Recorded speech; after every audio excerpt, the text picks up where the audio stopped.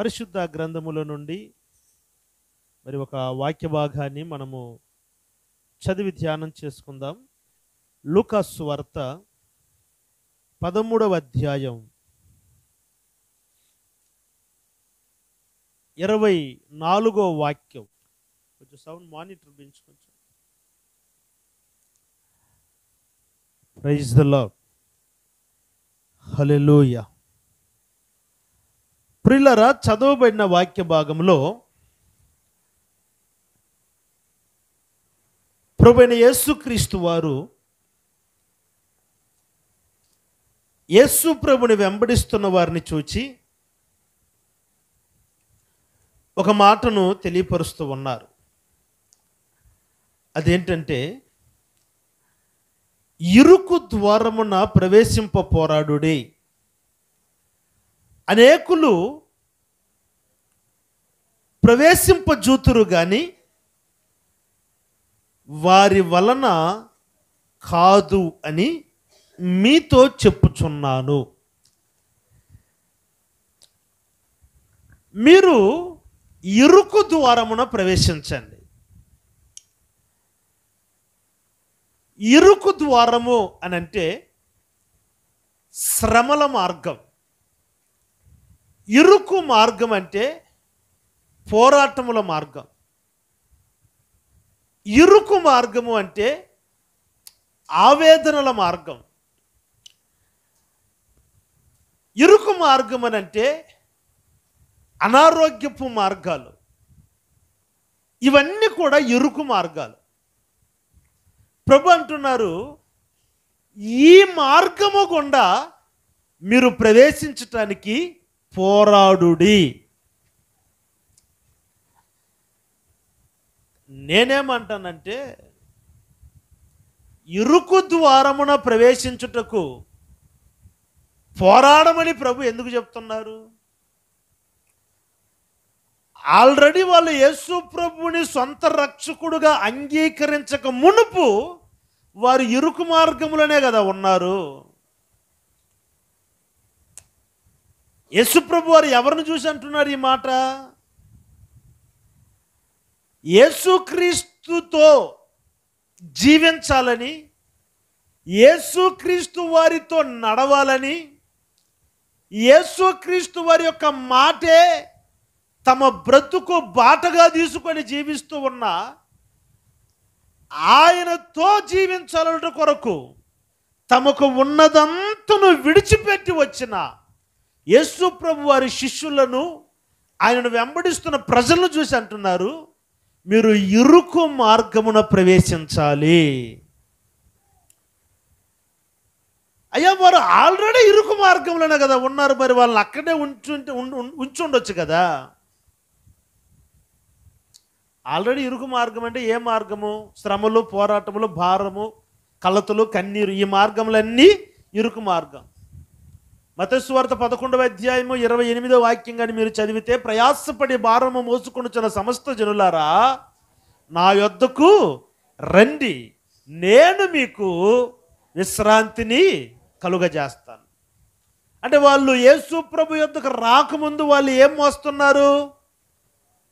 నోరు తెరిచి మాట్లాడండి అందరూ.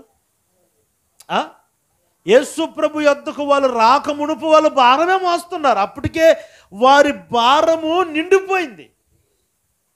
అప్పటికే శ్రమల మధ్యలో, అప్పుడే పోరాటముల మధ్యలో, అప్పుడే కన్నీటి మధ్యలో వారి జీవితములు సతమతమైపోతున్నాయి.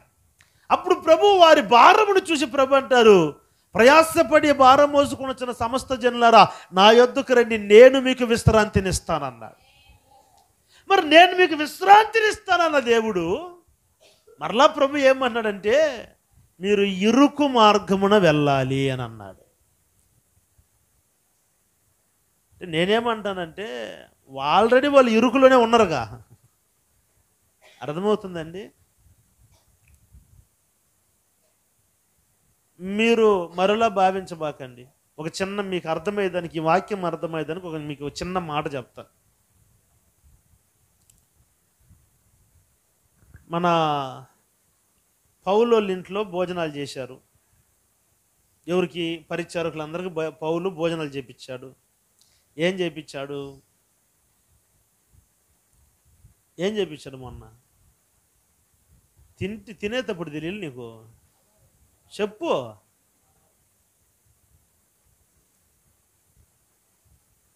సరే, సాంబార్ రైసు, కర్డ్ రైస్ చేయించాడు. అంటే పెరుగన్నము, పప్పు అన్నం చేయించాడు. మన పరిచారకులు అందరూ వెళ్ళారు.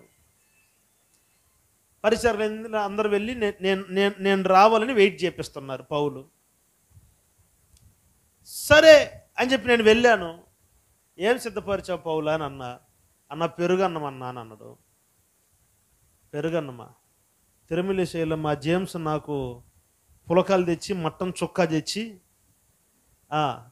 అదేంటి లివర్లన్నీ ఏంచి పెట్టాడు జేమ్స్. మరి ఈ అన్నం మేము వచ్చింది, మేము ఆడిగిపోతామని చెప్పి వీళ్ళందరూ తీసుకొని ఆడిగిపోయినా. ఆడిగిపోతే అక్కడ పెరుగు కూడా లేదు, ఒట్టి అన్నం నీళ్ళు పోసి పెట్టాడు. ఎట్లుంటుంది ఇంకా చెప్పండి?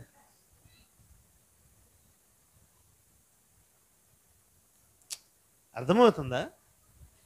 ఇప్పుడు ఇక్కడ ఏమీ లేదని ఒట్టి పెరుగన్నం ఎందుకని ఆడికి తీసుకోమైనా మళ్ళీ ఆడిగిపోయి అదే పెట్టించా.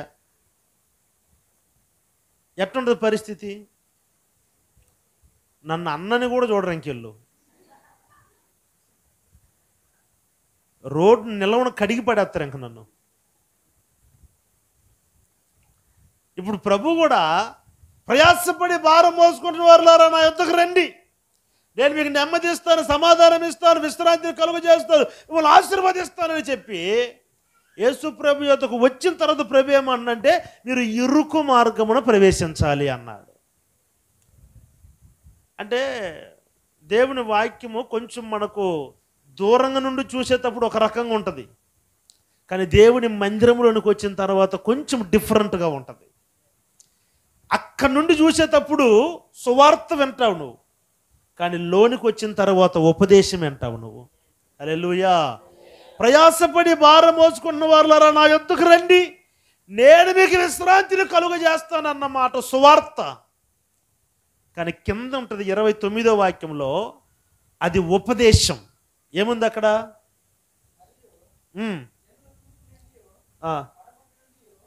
దాటావే 11:29 మత్తయి సువార్త.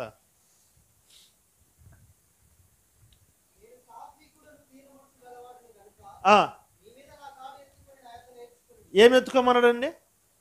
ఏమి ఎత్తుకోమన్నాడు? కాడి అంటే ఏంటిది? ఒక రకమైన భారమే కదండి. కాడి దేని మీద మోపుతారు పెద్దలు చెప్పండి? కాడి దేని మీద మోపుతారు? పురుషోత్తమ తలకాయ టూపు మోషన్ కనపడట్లేదు నాకు. కాడి దేని మీద పెడతారన్నా? ఎవరు మన భుజం మీద పెడతారా? మరి దేని మీద పెడతారంటే భుజం మీద అంటారు. అంటే అది భారమా కాదా? ఇప్పుడు ప్రభు ఏమని పిలిచాడు? భారం మోసుకొనుచున్న సమస్త జనులారా నా యొద్దకు రండి, నేను మీకు. అది సువార్త. వచ్చిన తర్వాత ప్రభు ఏమన్నాడంటే ఇదిగో నా కాడి మీరు మోయండి అన్నారు. ఇప్పుడు వీళ్ళు అనుకుంటారు, వేరే నాయన పిల్లి కాడి నుండి తప్పించుకొని పులి దగ్గర మాటుకున్నాం మనం. ఆ భారాలన్నీ ఎట్టన మోయొచ్చు, ఈయన భారాలు మోసేది మామూలు సంగతి కాదు. స్తోత్రం చెప్పండి గట్టిగా. హల్లెలూయా. ఎందుకంటే కుటుంబ భారం చాలా సులభంగా మోయొచ్చు, కానీ సేవకుడి సంఘ భారం అందరూ మోయలేరు. మీరు ఆమెనని కానీ హల్లెలూయా అని కానీ చెప్పట్లే గట్టిగా. మీరు అనుకున్న మనసులు నీకేమయ్యా, నువ్వు జొబ్బా వేసుకొని పోతేనే నీకున్న గౌరవం. నువ్వు ఒక స్థలంలో ప్రార్థన, ఆ రోజు అట్నే అన్నారు, నీకేమి 4 ఇంట్లో తింటున్నావు పొట్ట పెరిగిపోతుంది అన్నారు. అబద్ధోకాయలు అంటుండు, పాస్టర్ల పొట్ట తమలపాకు కట్ట 24 గంటలు తడుస్తూనే ఉండాలన్నాడు. అంటే తమలపాకు తడుపుతూ ఉంటారు కదండి, అట్లా ఎంటింటూ తడుపుతుండ్రంట మా పొట్టలు. నేనేమంటానంటే పైనోళ్ళకి తెలుసుద్ది. స్తోత్రం చెప్పండి గట్టిగా. హల్లెలూయా. అసలు నిద్ర ఉండదు, టయానికి ఆహారం ఉండదు.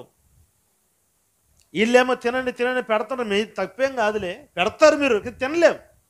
ఎందుకు తినలేమంటే ఉపవాసాలు ఉండి ఉండి ఉండి ఉండి ఉండి అవయవాలన్నీ అప్పటికే ఎండిపోయేశాయి. కాబట్టి కుటుంబ భారమే పెద్ద భారం అని మీరు అనుకుంటే, అంతకంటే పెద్ద భారము మోయలేని భారం సేవకుని భారం. హల్లెలూయా. నా ప్రియమైన దేవుని బిడ్డలారా, ప్రభు అంటున్నాడు, మీరు ఇరుకు మార్గమున ప్రవేశించుటకు ప్రయాసపడండి. ఇరుకు మార్గమున ప్రవేశించుటకు మీరు పోరాడండి. అయ్యా, ఈ శ్రమలన్నీ వద్దని ప్రభువుని నమ్ముకుంటే మా బాధలు పోతాయి, మా కష్టాలు పోతాయి, మా రోగాలు పోతాయి, అప్పుల సమస్యలు పోతాయి అని మేము ఏడకొస్తే, నువ్వేందంటే మళ్ళీ ఇరుకు మార్గం వెళ్ళమంటున్నవే. ఇది న్యాయం అంటే తప్పదు. ఎందుకంటే మన పితరులు పాడారు కదా, మారాను పోలిన ఇల్లే పెదాలు మాత్రం నువ్వు ఊగుతున్నాయి కానీ శబ్దం రావట్లేదే. అద్దాలన్నీ వేయించుకోవాలి నేను. మారాను పోలిన చేదైన స్థలముల ద్వారా పోవలసి ఉన్ననేమి. మారాను పోలిన చేదైన స్థలముల ద్వారా పోవలసి ఉన్ననేమి. నీ రక్షకుండగు మారాని తనదు, నీ రక్షకుండగు మారాని తనదు. సియోను పాటలు సంతోషముగా పాడుచు సియోను వెళ్ళుదము. పాడుచు సియోను. దేవునికి స్తోత్రం. ఏ మార్గం గుండా వెళ్ళాలండి? సియోను మార్గం కాదు, మారాను పోలిన చేదైన స్థలముల ద్వారా పోవాలి. ఖచ్చితంగా క్రైస్తవుడు శ్రమల మార్గము గుండా వెళ్ళాలి. యేసుక్రీస్తు వారు కూడా 33.5 సంవత్సరం భూమి మీద జీవించిన ఆయన సుఖం అనుభవించలేదు, సంతోషాన్ని అనుభవించలేదు, శ్రమల పాలయ్యాడు. యోహాను సువార్తమానం 16వ అధ్యాయము చివరి వాక్యం 17వ వాక్యం అనుకుంటున్నా, అక్కడ ఒక మాట ఉంటుంది, మీకు సమాధానము కలగాలని మాట చెబుతూ ఉన్నాను. ఈ లోకములో మీకు శ్రమలున్నాయి, మీరు ధైర్యం తెచ్చుకోండి, నేను వాటిని జయించి ఉన్నాను. హల్లెలూయా. అంటే నేను వాటిని జయించున్నంటే అర్థం ఏంటంటే, నేను కూడా ఆ మార్గము గుండానే వెళ్ళాను. నన్ను కూడా దూషించారు, నేను దూషించబడ్డాను, కొట్టబడ్డాను, నెట్టబడ్డాను, అవమానపరచబడ్డాను, నిందించబడ్డాను. అన్ని శ్రమల మార్గము నేను కూడా వెళ్ళాను, నేను వాటిని జయించాను. మీకు ఈ లోకంలో శ్రమలు ఉన్నాయి, ఆ మార్గము గుండానే మీరు వెళ్ళాలి. హల్లెలూయా. కొంచెం గట్టిగా చెప్పండి, హల్లెలూయా. నా ప్రియుల చాలామంది ఏంటంటే, దేవుడిని ఆశీర్వదిస్తాడు, దేవుడిని దీవిస్తాడు, దేవుడు నీ మీద ఆత్మను కృమ్మరిస్తాడు, దేవుడిని కారు ఇస్తాడు, ఇల్లు ఇస్తాడు, బంగ్లా ఇస్తాడు, నీ నెత్తి మీద 1,00,000 రూపాయలు కట్టేస్తాడు.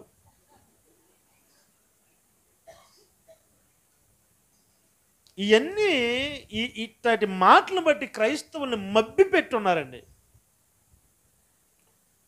మొన్న శుక్రవారం అనుకుంటాను, శుక్రవారము మన కోయిల్ పదగ ఆవిడి ప్రక్కల్లో మన సిఆర్పిఎఫ్ సంఘస్థులది ఒకరు ఇల్లు సొంతగా తీసుకున్నారు. ఆ ఇల్లు ఓపెనింగ్ అయితే గిఫ్ట్ తీసుకొద్దామని పగులు ఒక చర్చి ఉంటుంది, ఆ చర్చిలో ఉంటుంది ఆ బైబిల్ సెంటర్, ఒక గిఫ్ట్ తెద్దామని వెళ్ళాను. వెళ్ళి నాకు ఒక పిచ్చి ఉంది ఏంటంటే, ఈ బుక్ స్టాల్కి వెళ్ళామంటే దేని కొరకు వెళ్ళామో అది మట్టుకు తీసుకురాను. ఇంకా ఆ పుస్తకము, ఈ పుస్తకము, ఆ బైబిల్ కవర్, ఆ బైబిల్, ఈ బైబిల్, ఆ స్టిక్కర్లు, ఈ స్టిక్కర్లు, ఆ వాగ్దాలు, ఈ వాగ్దాలని అడిగితే ఒక 3,000 రూపాయలు ఖర్చు పెట్టుకొని వస్తా. పోయిందేమో 500 రూపాయలకి ఖర్చు మీరు పెట్టుకొని వస్తా. అట్లా అన్నీ చూసుకుంటున్నప్పుడు అక్కడ లోపల ఆరాధన జరుగుతుంది చర్చిలో. దాన్ని టీవీ వచ్చి లోపల పెట్టారు, ఏది బైబిల్ సెంటర్లో పెట్టారు. స్పీకర్లు వస్తున్నాయి, అక్కడ జరిగే ఆరాధన ఇక్కడ చూస్తున్నాం అందరం. నేను ఈ పర్చేసింగ్ చేసుకుంటా, ఇవన్నీ చూసుకుంటా, ఎటు తిరిగి ఒక 40 నీళ్ళు ఇమ్మా, అమ్మగారికి నీళ్ళు ఇవ్వండి, ఒక 45 నిమిషాలు నేను అక్కడే తిరుగుతున్నా. 45 నిమిషాలు వాళ్ళు చెప్పిన మాటల్లో ఒకటే, கர்த்தர் உங்களை ஆசீர்வதிப்பார், கர்த்தர் உங்களை விடுவிப்பார், கர்த்தர் உங்களை ஆசீர்வதித்து மேன்மேலும் பெருமை பெருக பண்ணுவார். 45 నిమిషాలు అదే చెప్పారు. 45 నిమిషాలు వాళ్ళు చెప్తుంటే వీళ్ళ కేకలు, అబ్బా వీళ్ళ సప్పట్లు మోతమోగిపోతుంది. ఇంకా అంటే ఈ రోజులో ఉన్న వాళ్ళకి అయ్యే కావాలా? ఏం కావాలా? నీకు విరోధంగా రూపించబడుచున్న ఏ ఆయుధము వర్ధలదు అనేలాగా కేకలేసి చెప్తున్నారు జనాలందరూ. అక్కడ వాళ్ళకి అదే కావాలి. చాలాసార్లు మనం ఏమనుకుంటామంటే క్రైస్తవుని యొక్క మార్గం విశాలమైన మార్గం, అది ఆశీర్వాదపు మార్గం, అది దీవెనపు మార్గం అని మనం అనుకుంటాం. అయితే ప్రభు ఏమన్నాడంటే, మీరు ఇరుకు మార్గమున ప్రవేశించుటకు పోరాడాలి. హల్లెలూయా. ఇరుకు మార్గమున ప్రవేశించుటకు అందరూ పోరాడుతారు, కానీ అందరూ దాని గుండా వెళ్ళలేరు. అందరూ పోరాడుతారు, ఇరుకు మార్గమున ప్రవేశించాలి, కానీ అందరూ వెళ్ళలేరు. అంటే సువార్త నమ్మి అందరూ వస్తారు, కానీ ఉపదేశపు అనుభవంలోనికి అందరూ వెళ్ళలేరు. నేను స్తోత్రం చెప్పండి గట్టిగా. హల్లెలూయా. నేను చెప్పే మాట నిజమంటారా అబద్ధమంటారా? ఉపదేశ మార్గం కూడా అంటే ఇరుకు మార్గం కూడా అందరూ వెళ్ళగలుగుతారా? విశాల మార్గం అంటే ఈ లోకపు మార్గం, నువ్వు ఏమన్నా మాట్లాడవచ్చు, ఏమన్నా తినొచ్చు, ఏమన్నా తాగొచ్చు, ఎవరినన్నా పట్టుకొని కొట్టవచ్చు. కానీ ఇరుకు మార్గం, క్రీస్తు మార్గం, నిన్ను ఏమన్నా నువ్వు తలంచుకోవాలి, అది ఇరుకు మార్గం. హల్లెలూయా, హల్లెలూయా. అటుంటాం మనం. వాడు రెండో మాట మాట్లాడే లోపు వాడి మీద దెబ్బ పడే ఉంటుంది. ఏమంటాడు? చదవండి, మత్తయి సువార్త 5:11 చదువు. మత్తయి సువార్త 5:11.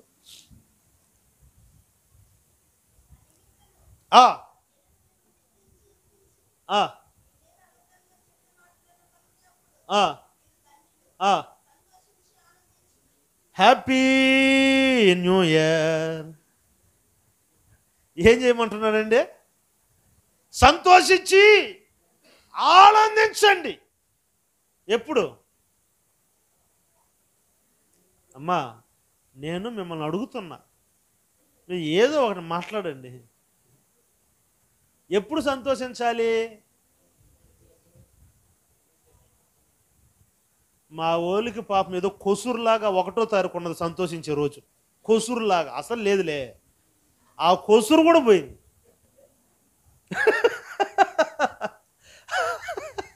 ఆ 1వ తారీఖు కూడా మొఖాలలో ఇప్పుడు ఏముండట్లేదు.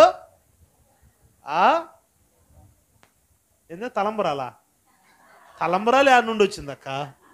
ఏ కళ్ళ రైట్. ఈ మధ్య కొంచెం చెవులు పూడిపోయినాయి, చలక పరదిచ్చి తొవ్వియాల. స్తోత్రం చెప్పండి గట్టిగా. ఆ ఒక్కరోజు కూడా ఈ రోజులో ఏముండట్లేదండి, సంతోషం ఉండట్లే. ఇప్పుడు సంతోషం ఎప్పుడు సంతోషిస్తాం మనము? నిజంగా ఎప్పుడు సంతోషిస్తాం? నేను కానీ ఎవరినన్నా ఒక లేవనెత్తి, పలానా అక్కగారు ప్రార్థనా పర్రాలు, ఒక దండేసి దండం పెడదామని అనుకో, అబ్బా ఉప్పొంగి పాస్టర్ గారు హల్లెలూయా. నేను కానీ ఇంత దరిద్రపురాలు ఉన్నారా విశ్వాసురాలు అని అన్నాను అనుకో,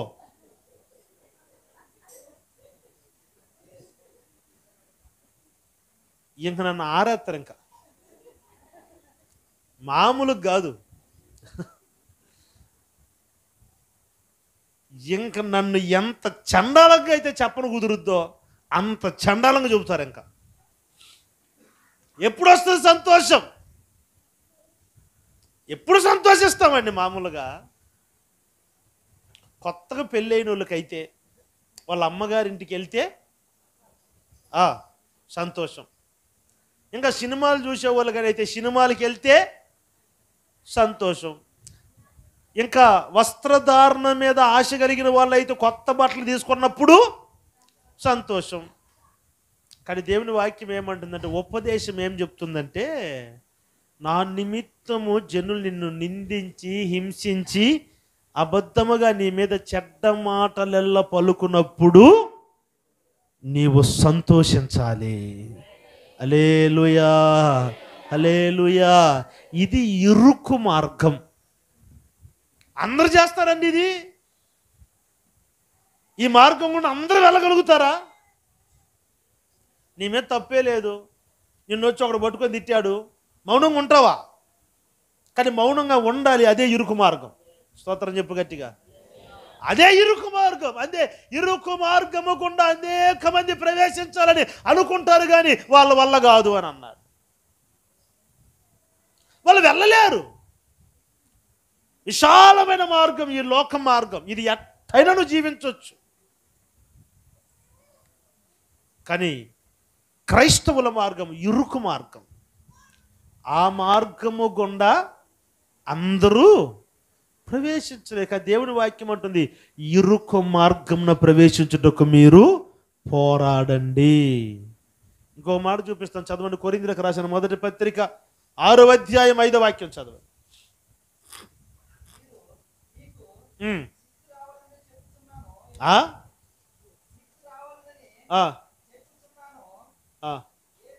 నాకే చెప్తున్నట్టు ఉంది ఆ మాట.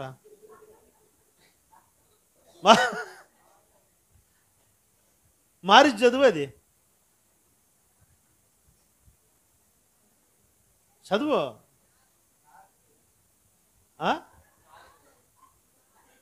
గట్టిగా చదువు. అబ్బా అబ్బా, ఇందాక 2 సార్లు అదే మాట ఒత్తి ఒత్తి పలికేలా నాకు టెన్షన్ అయిపోయింది. ఇంతకు మనసులో ఉన్నది ఏమన్నా బయటకు వస్తుందేమో. చదువు.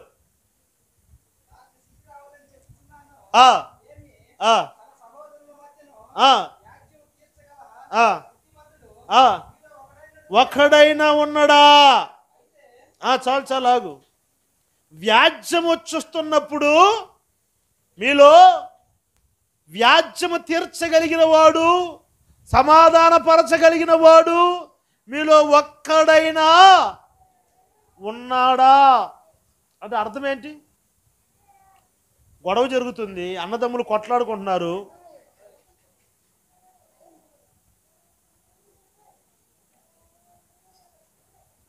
వాళ్ళు ఏంది దాని మీదనే కన్ను పెట్టిండ్రు ఈ పిల్లకాయలందరూ.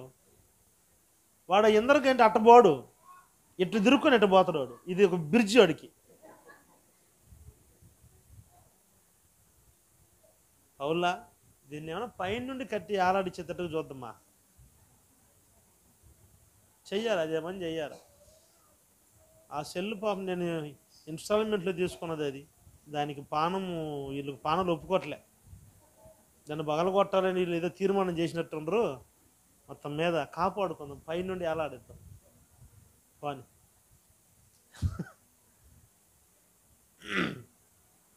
వీళ్ళరా గలప జరుగుతున్నప్పుడు, గొడవ జరుగుతున్నప్పుడు మీలో వారిని సమాధానపరచగలిగిన వారు ఎవరైనా ఉన్నారా?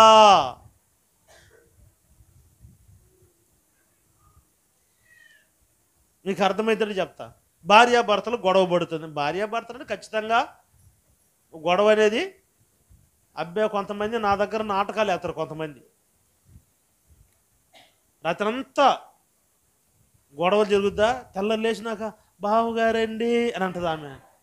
ఏనేమో ఏంటయ్యా అని అంటారు. మేము ఎన్ని నాటకాలు చూసినాం, మాలో గొడవే లేదు, మేము పెళ్ళైనప్పటి నుంచి ఇప్పుడు దాకా సంతోషంగా ఉన్నామని వాళ్ళంటే పచ్చి అబద్ధం. అది ప్రవీణ అయ్యింది అట్ట చూస్తుంది. ఏ ప్రవీణ, నేను చెప్పి నిజమా అబద్ధమా? మరే గొడవే లేదంటే పచ్చి అబద్ధం. ఇంకోసారి గొడవ జరుగుతుంది, పోయిన వాళ్ళు ఏం చేయాలా? అయ్యా అయ్యా తెలిసో తెలియకుండా అమ్మాయి మాట్లాడుతుంది, తెలుసుకుంటుందిలే అని అనాలా. ఈ అమ్మాయికి అమ్మాయి ఎట్టయినా భర్త కదా తగ్గి అట్ట అనాలి. అట్ట అనరు, అట్ట అట్టనరు. నువ్వు గమ్ము నేను మాట్లాడతాను. ఓయ్ ఎట్టయినా మగోడిని పట్టుకొని, మగోడు కదమ్మే, కోపం వచ్చి కొడితే ఏం చేస్తావమ్మే? ఆయన కొట్టాలనే ప్లానింగ్ ఉండదు, కొట్టాలనే ప్లానింగ్ ఉండదు. ఈమె ఎక్కిటం సన్నగా సూదులు ఎక్కించినట్టు ఎక్కించే. వాడు మామూలుడు కాదు, వాడు కోపం వచ్చింది అనుకో అట్ట కొడతాడు. నువ్వు జాగ్రత్తగా ఉండాలని మనోడు ఎక్కుతున్నాక ఇంకా. అంటే ఇప్పుడు ఇది చుచ్చులు పెట్టే వారమా లేకపోతే సమాధానపరిచే వారం? చెప్పండి, చెప్పరేందండి. అందుకే ఈ భార్యాభర్తల మధ్యలోకి మూడవడు బాగకూడదు ఎప్పుడు. దేవుని స్తోత్రం చెప్పండి గట్టిగా, హల్లెలూయా. కొన్నిసార్లు నన్ను కూడా పిలుస్తుంటారా, నాకు కూడా పని ఉంది అని మొత్తం మీద రాత్రి ఖచ్చితంగా వచ్చే తీరాలి. లేకపోతే అన్న ఆ పిల్ల ఉంటే ఉండాలి, లేకపోతే నేనుంటే ఉండాలి, ఏదో ఒకటి తేలిపోద్ది, నువ్వు రాకపోతే అంతేనంటారా. నేను ఓయమ్మ వీళ్ళు మొత్తం మీద ఎవరో ఒకరు టికెట్ తీసుకునేటట్టుండ్రే అని చెప్పి అదరా బదరా వాళ్ళ ఇంటికి పోయి మాట్లాడినే. ఏం మాట్లాడను, ఏం సమస్య అంటే ఏం మాట్లాడను. మీరు ఏం మెదలకుండా పడుకోండి. రాత్రి నేను పొద్దున అర్జెంట్గా మీటింగ్ పోతున్నా, పొద్దున్నే వచ్చి మాట్లాడతానని చెప్తానా. వీళ్ళు నా మాట గౌరవించి పడుకుని నిద్రపోతారు. మరి పొద్దున వచ్చే లోపల ఇద్దరు కూర్చొని టీ బిస్కెట్లు తింటా ఉంటారు, సమాధాన పడిపోతారు. స్తోత్రం చెప్పండి గట్టిగా. నీ వల్ల అయితే సమాధానే పరచాల. హల్లెలూయా. సమాధానపరచువారు ధన్యులు. దేవుని స్తోత్రం కలుగునుగాక. హల్లెలూయా. అవమానము కలుగుతున్నప్పుడు, నిందలు వస్తూ ఉన్నప్పుడు నువ్వేం చేయాలంటే ఆనందించాలి. అది ఇరుకు మార్గం. అవమానం చాలామంది అవమానమును బట్టి కాదండి ఆత్మహత్యలు చేసుకుంటున్నారు. అంటే అవమానమును బట్టి, ఈ అవమానమును బట్టి మీరు గమనించండి, ఆత్మహత్య జరుగుతుందంటే ఎక్కువ శాతం అవమానమునకు భయపడి, ఈ అవమానము తట్టుకోలేక, ప్రజలు ఫేస్ చేసుకోలేక ప్రాణాలు కోల్పోతున్నారు. దేవుని వాక్యం, దేవుని ఉపదేశం ఏమంటుందంటే మీరు అవమానపరచబడుతున్నప్పుడు మీరు ఆనందించాలి. హల్లెలూయా. ఇవి ఇరుకు మార్గం, ఇవన్నీ ఇరుకు మార్గం. ఇంకా మీరు చదివితే అదే కొరింథీయులకు రాసిన 2వ పత్రిక 6వ అధ్యాయం 5వ వాక్యం. ఫస్ట్ మొదటి కొరింథీ చదివా, ఇప్పుడు 2 కొరింథీ అదే అధ్యాయం అదే వాక్యం.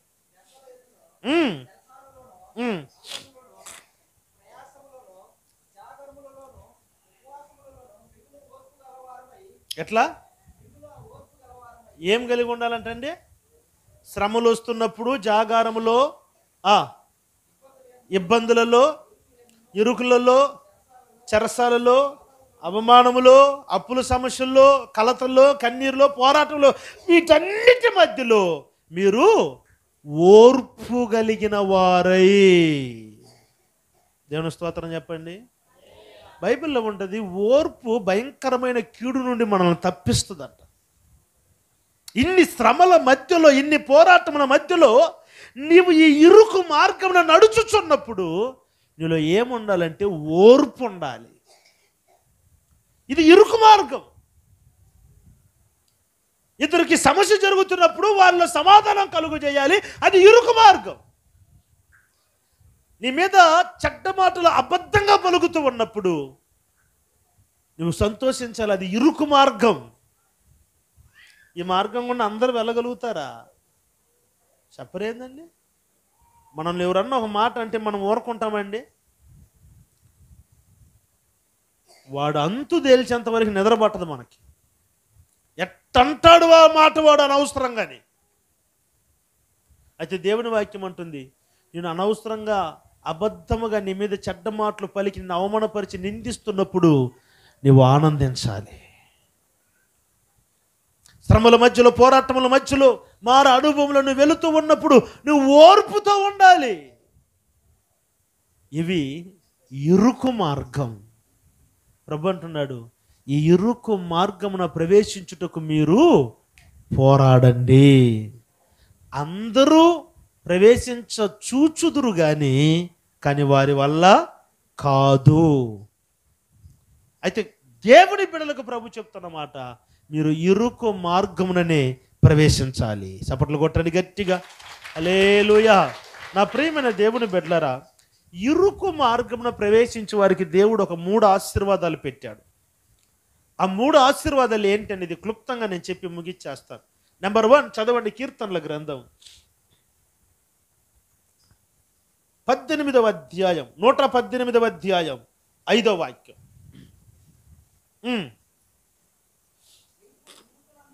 ఇరుకునందుండి,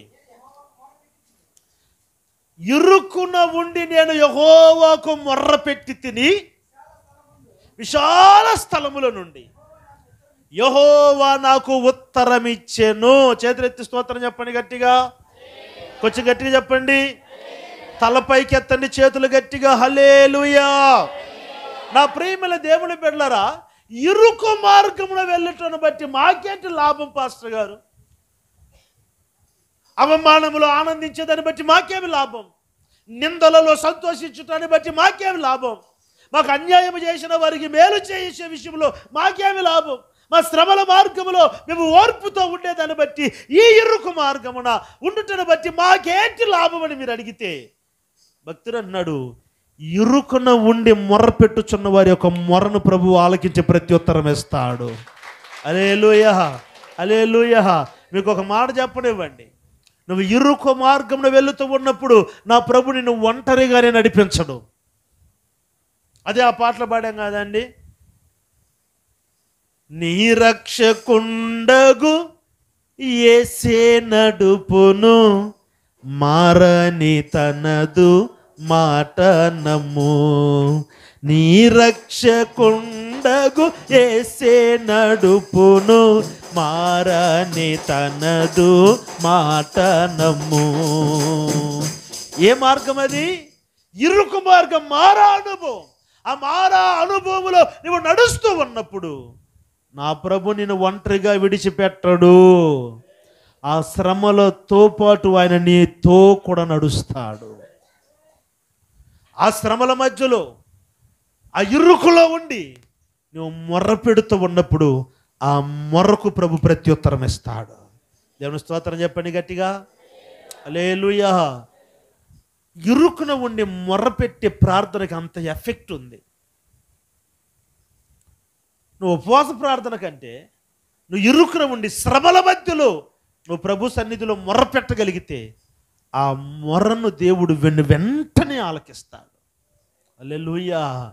పరిశుద్ధ గ్రంథంలో హన్నా అనబడిన స్త్రీ ఉంది. భయంకరమైన నిందలు అనుభవిస్తూ ఉంది.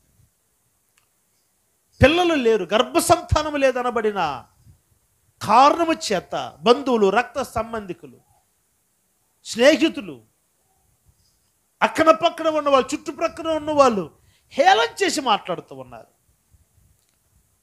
ఇంకా బాధ ఎక్కువైపోయింది. ఇరుకును ఉంది హన్నా. తమ భర్త ఎంత ఓదారుస్తున్నా ఓదార్పు చెందలేకపోతుంది హన్నా. తన భర్త మరొక పెళ్లి చేసుకున్నాడు. ఆమెకి గర్భఫలం వచ్చిన తర్వాత ఇంకా భారం ఎక్కువైపోయింది ఈ హన్నాకు. తిక్కరిస్తూ ఉన్నారు కుటుంబీకులు, అవమానపరుస్తూ ఉన్నారు. ఎవరితో ఏమి చెప్పాలో అర్థము కాకుండా ఆ పరిగెత్తుకుని వెళ్ళి దేవుని సన్నిధికి వెళ్ళి ప్రభు సన్నిధిలో మొర్రపెడుతూ ఉంది.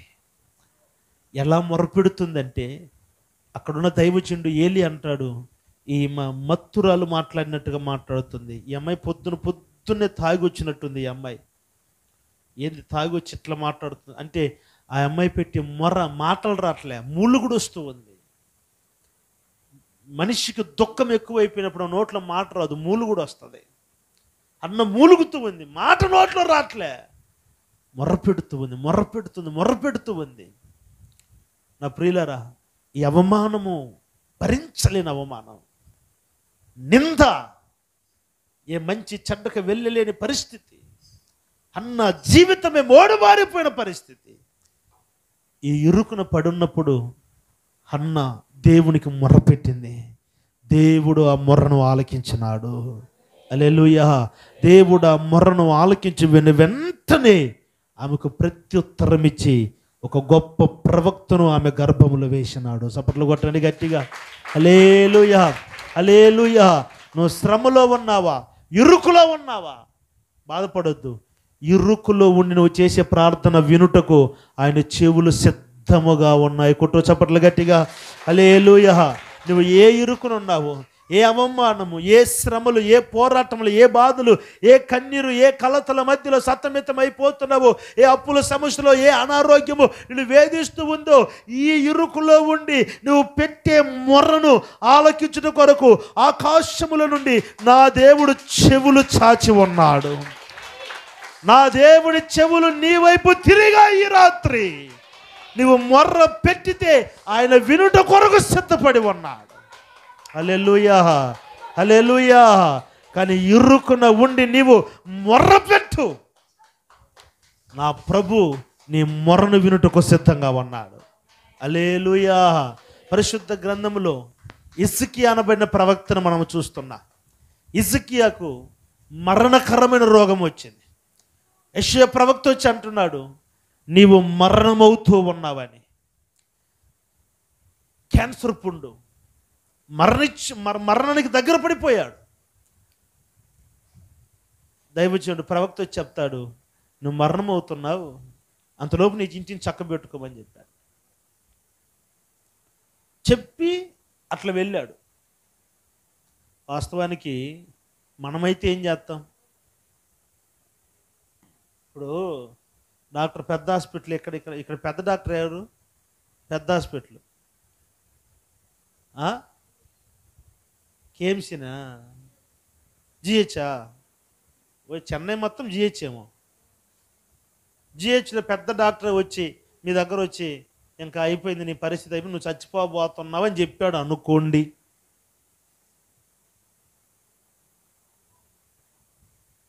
ఏం చేస్తాం మనం వెంటనే? నేను చెప్పనా, మన దగ్గర ఎన్ని నెంబర్లు అన్ని నెంబర్లకు చెప్పి ఏడుస్తాం. ఫస్ట్ అందరూ చెప్పి ఏడు చేస్తాం. నేను అయిపోయిందంట నా పరిస్థితి, ఇంకా వచ్చి నన్ను చూసి పోకపోయారు అని ఉన్న నెంబర్లు అన్నిటికీ ఫోన్ చేసి ఏడుస్తాం. 2, ఆశపడిని అన్నీ చేయించుకొని తింటాం. సత్తున్న ఆశ సత్తుదా? సావదు. ఆ సంగటి మిరపకాయలు పచ్చడి చేసి పెట్టామే. అత్తో ఇప్పుడు కాదులే, ఆగు, చచ్చిపోతున్నప్పుడు కూడా నాకు కడుపు ఆహారం పెట్టవు నువ్వు.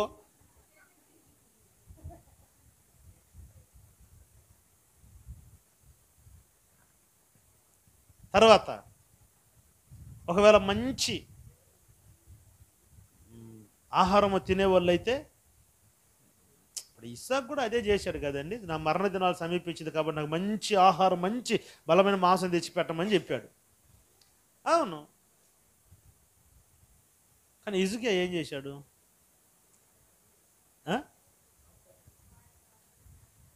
ఈ దైవజనుడు చెప్పి అట్లా వెళ్ళాడు, వెంటనే మోకాలు వంచినాడు హిజ్కియా.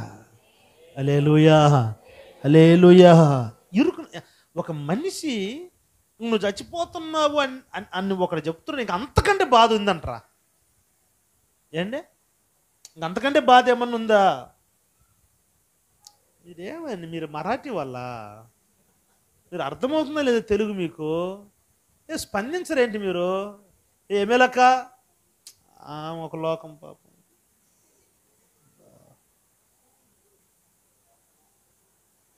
చెప్పండి.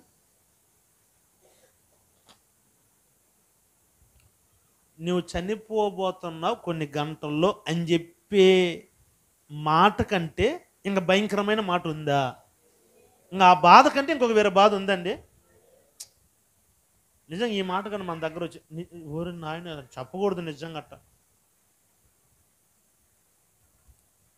ఎట్నే ఒక స్థలంలో వాక్యం చెప్పిన, ఒకవేళ ఈ రాత్రే దేవుడు నిన్ను పిలిస్తే అని ఒక ఆమె ఈ వాక్యం అంతా పెట్టి ఈ ఒక్క మాట మటుకు పట్టుకొని పోయిందంట ఇంటికి.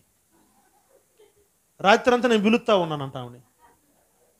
దేవుడు నిన్ను పిలుస్తున్నాడు రా, దేవుడు నిన్ను పిలుస్తున్నాడు రా అంటున్నాంట. గోల పెట్టేసిన పొద్దున ఫోన్ చేసి, అన్నా నువ్వు వాక్యం భయపించదట జబ్బాకన్నా అని అంటుంది. అన్ని బదనాయమే.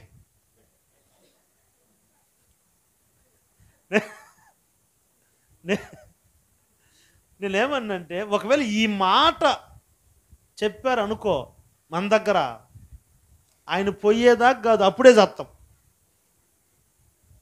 నువ్వు చచ్చిపోతారో చెప్తే ఆయన పోయేదాకా అప్పుడే బాగుపోయిన మనం.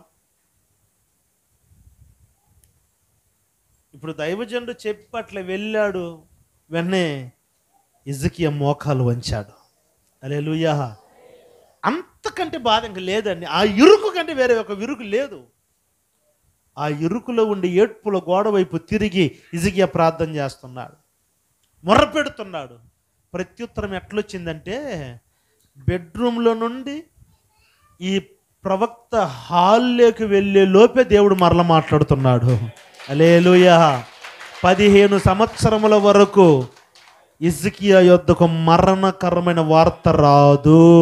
ఇప్పుడు గొట్టు చప్పట్లు గట్టిగా. అంటే ఎంత త్వరగా వచ్చిందంటే, ఇది మొత్తం బెడ్రూమ్ అనుకో, రాజు భవనం అనుకో, ఇదంతా బెడ్రూమ్. ఇక్కడ చెప్పాడు, ఇక్కడ పండుకున్నాడు హిజ్కియా. ప్రవక్త వచ్చి చెప్పాడు. చెప్పి అదిగో ఆ ద్వారము దాటేలోపే మరలా దేవుడు మాట్లాడుతున్నాడు. అంటే ఇరుక్కున ఉండి నువ్వు చేసే ప్రార్థన ఎఫెక్ట్ చూడు ఎట్టుందో. వెంటనే నడిమిషాలకు వెళ్ళాడు. వెంటనే ప్రభు అంటున్నాడు, ఆయన ఏడ్స్తూ నన్ను మొర్రపెట్టాడు, ఆయన కన్నీటిని నేను చూచాను. చప్పట్లు కొట్టండి గట్టిగా. ఇరుక్కున్న ఉండి నువ్వు చేస్తున్న ప్రతి ప్రార్థనకు ఆయన వెంటనే ప్రత్యుత్తరం ఇస్తాడు. హల్లెలూయా. నెంబర్ 1, ఇరుకున ఉండేదాన్ని బట్టి మనకు కలిగే ఆశీర్వాదం, నీ ప్రార్థన వెంటనే ప్రభు ఆలకిస్తాడు. నెంబర్ 2 చదవండి, కీర్తనల గ్రంథము 4వ అధ్యాయం 1వ వాక్యం.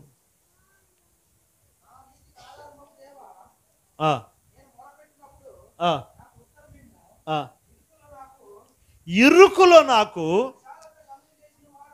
విశాలతను కలుగజేసిన వాడవు నీవే. దేవుని స్తోత్రం కలుగును గాక. నెంబర్ 2, ఇరుకున ఉండే వాళ్ళకి దేవుడు విశాల స్థలమును కలుగజేస్తాడు. స్తోత్రం చెప్పండి గట్టిగా. హల్లెలూయా. విశాల స్థలమును కలుగజేస్తాడు. అంటే ఇరుకు అంటే శ్రమల మార్గం, పోరాటముల మార్గం, కన్నీటి మార్గం. ఇక్కడ ఒకవేళ ఇరుకులో ఉండవచ్చు. లోకులు కొంతమంది విశాలంగా ఉంటారులే, వాళ్ళకి విశాలమైన మార్గాలు ఉన్నాయి, వాళ్ళకి ఏ కట్టుబాట్లు లేవు, వాళ్ళకి ఏ నియమ నిబంధనలు లేవు. మనం అట్లా కాదు. మనం ఏదైనా ఒకరినొకరు తుస్కారంగా మాట్లాడాలన్నా మన నోటికి దేవుడు చిక్కం బిగిస్తాడు. నువ్వు ఏదైనా టింకర్ పని చేసి మందిరానికి వచ్చావనుకో, వాక్యం చేత దేవుడు ఉదక స్నానం చేస్తాడు.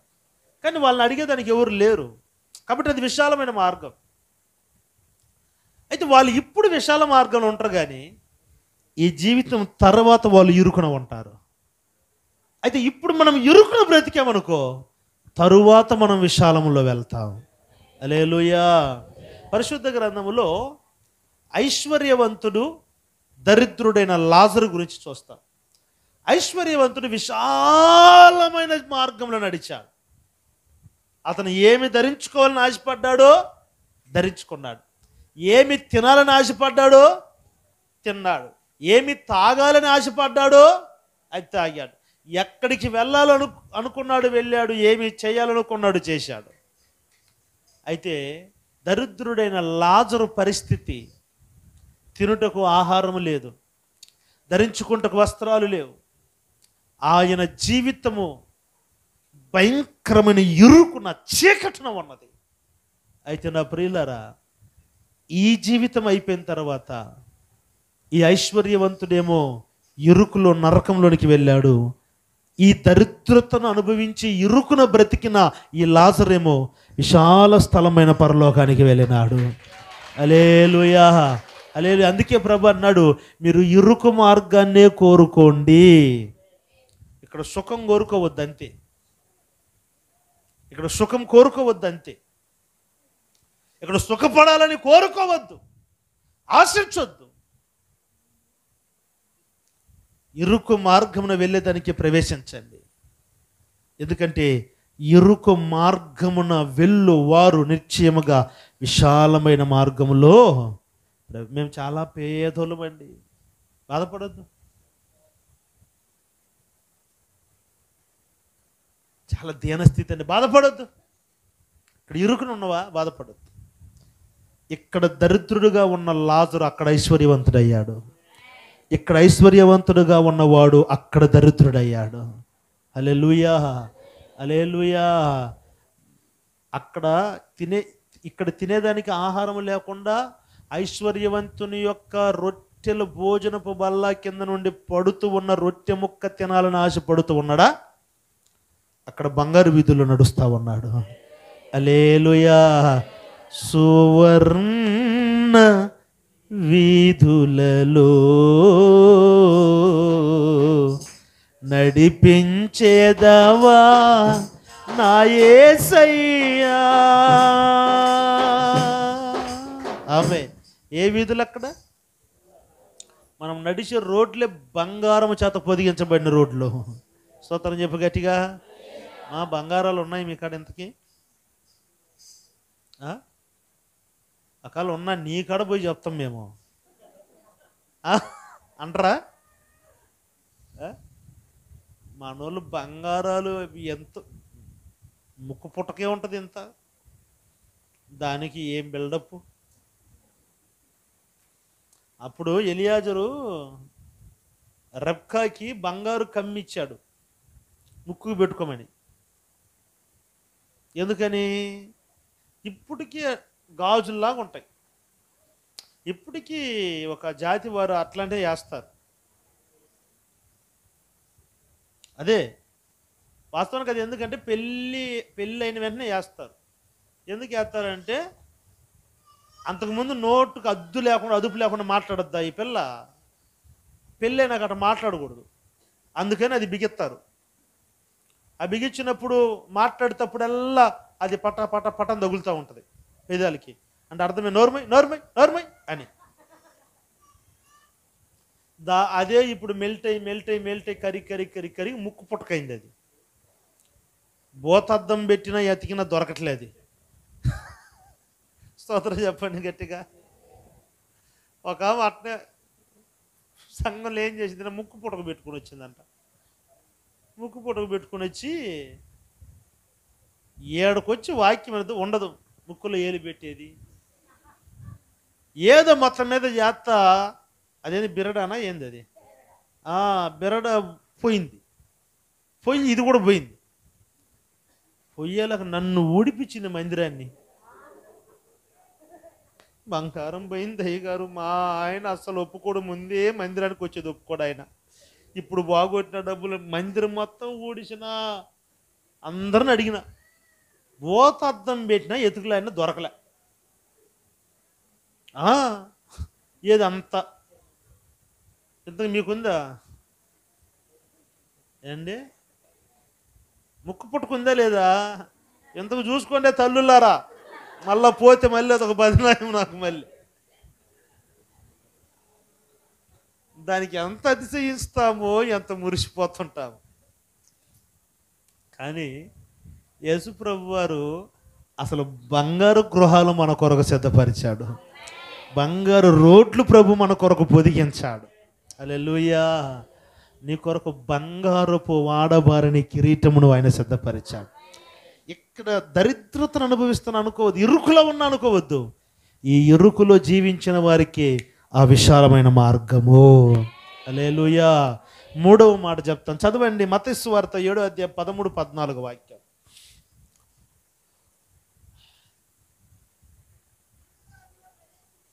ఇరుకు ద్వారమున ప్రవేశించుడి, నాశనమునకు పోవు ద్వారము వెడల్పును, ఆ దారి విశాలమై ఉన్నది,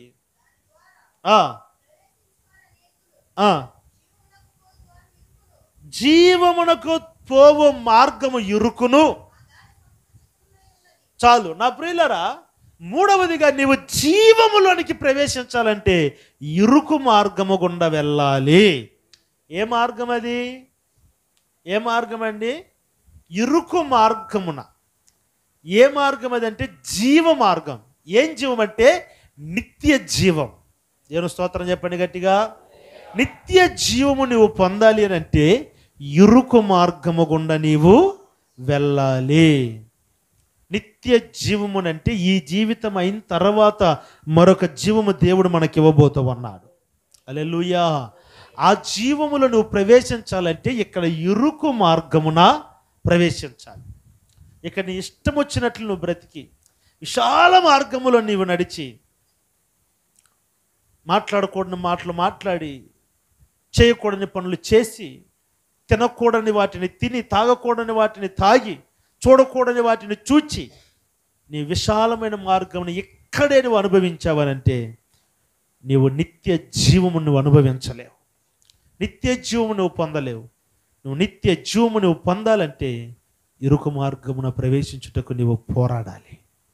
నా ప్రియులరా, క్రైస్తవుడు అన్నవాడు ఈ భూ సంబంధమైన వాడు కాదు, వాడు పరసంబంధమైన వాడు.